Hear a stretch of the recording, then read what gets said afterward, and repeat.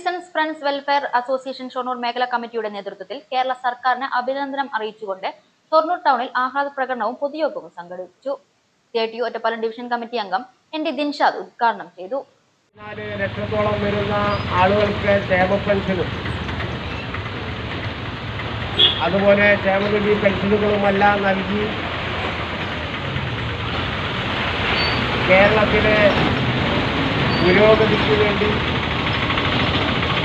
കഴിഞ്ഞ 60 വയസ്സ് വരെ പ്രവർത്തിച്ച വയോജനങ്ങളെ ചേർത്ത് പിടിച്ചുകൊണ്ട് സംരക്ഷിച്ചുകൊണ്ടാണ് കേരള സംസ്ഥാനം മുന്നോട്ട് പോകുന്നത്.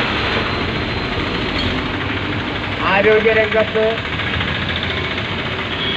വീടിനോട് ചേർന്ന് തന്നെ ഏറ്റവും അടുത്തു തന്നെ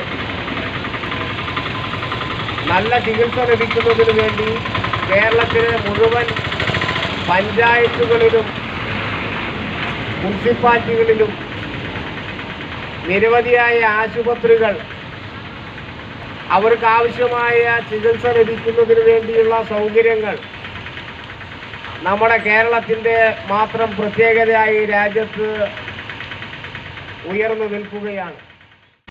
ഇന്ത്യയിൽ ആദ്യമായി വയോജന ക്ഷേമ ബജറ്റ് അവതരിപ്പിച്ച കേരള സർക്കാരിനെ അഭിനന്ദനം അറിയിച്ചുകൊണ്ടാണ് ഷൊർണൂർ ടൗണിൽ ആഹ്ലാദ പ്രകടനവും പൊതുയോഗവും നടത്തിയത്.